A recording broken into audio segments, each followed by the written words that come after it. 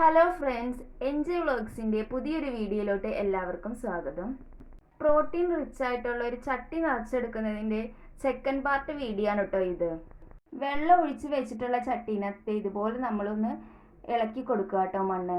First part കാണാത്ത ആരെങ്കിലും ആണ് സെക്കൻഡ് പാർട്ട് കാണുന്നെങ്കിൽ ദയവ് ചെയ്ത് ഫസ്റ്റ് പാർട്ട് പോയി കാണുക കേട്ടോ. അപ്പോൾ ഓരോ ചട്ടിയിലായിട്ട് നമ്മൾ ഓരോ വിത്ത് വീതം നമ്മൾ ഇട്ട് കൊടുക്കുകയാണ് കേട്ടോ. ഫസ്റ്റ് ഞാൻ ഇട്ടിട്ടുള്ളത് ക്യാപ്സിക്കം ആണ് കേട്ടോ. അതിനുശേഷം നമ്മൾ ഇട്ട് കൊടുക്കുന്നത് വെണ്ടയ്ക്കയാണ് കേട്ടോ.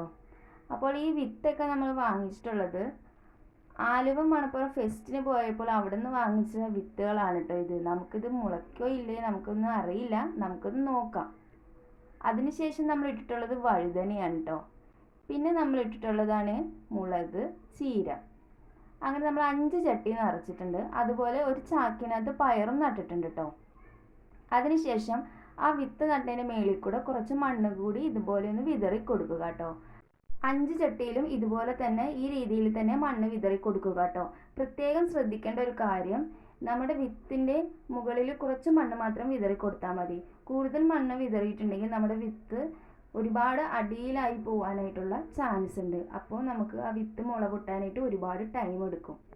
സ്പ്രേ ബോട്ടിൽ ഉണ്ടെങ്കിൽ സ്പ്രേ ബോട്ടിൽ നമ്മൾ വെള്ളം എന്നിട്ട് ഇങ്ങനെ ഇതുപോലെ ഒന്ന് ഒഴിച്ച് കൊടുക്കുക. ഇനി സ്പ്രേ ബോട്ടിൽ ഇല്ലെങ്കിൽ ഇതുപോലെ ഒരു കുപ്പിനകത്ത് ഓട്ട കുത്തിയതിന് ശേഷം ഇട്ട് വെള്ളം ഒഴിച്ച് കൊടുക്കാവുന്നതാണ് കേട്ടോ. അപ്പോൾ ഒരുപാട് വെള്ളം നമുക്ക് ഈ മണ്ണ് കുത്തി ഒലിച്ച് പോകാണ്ടിരിക്കാനായിട്ട് ഇതുപോലെ ചെയ്താൽ നല്ലതായിരിക്കും. ഇനി വിത്ത് നട്ട പിറ്റേ ദിവസം രണ്ടാമത്തെ ദിവസം നമ്മൾ ഇതുപോലെ തന്നെ വെള്ളം ഒഴിച്ച് കൊടുക്കുക കേട്ടോ. 2 നേരം വെള്ളം ഒഴിച്ച് കൊടുക്കേണ്ട കാര്യമില്ല, ഒരു നേരം നമ്മൾ വെള്ളം ഒഴിച്ച് കൊടുത്താൽ മതി.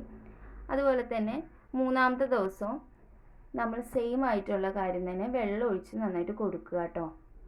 അപ്പം രണ്ടാമത്തെ ദിവസം തൊട്ടിട്ട് തന്നെ ചീരയ്ക്ക് ചെറിയൊരു മുള വന്ന് തുടങ്ങിയിട്ടുണ്ടായിരുന്നു. മൂന്നാമത്തെ ദിവസം ഒരുവിധം ചീര മുളച്ച് തുടങ്ങി. 4ാമത്തെ ദിവസം ആയി കഴിഞ്ഞപ്പോൾ ചീര മുളച്ച് വരുന്നുണ്ടായിരുന്നു.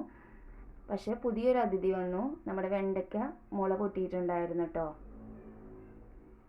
അത് കഴിഞ്ഞ് പിന്നെ ഞാൻ 7ാമത്തെ ദിവസമാണ് കേട്ടോ ഒന്ന് നോക്കിയത്.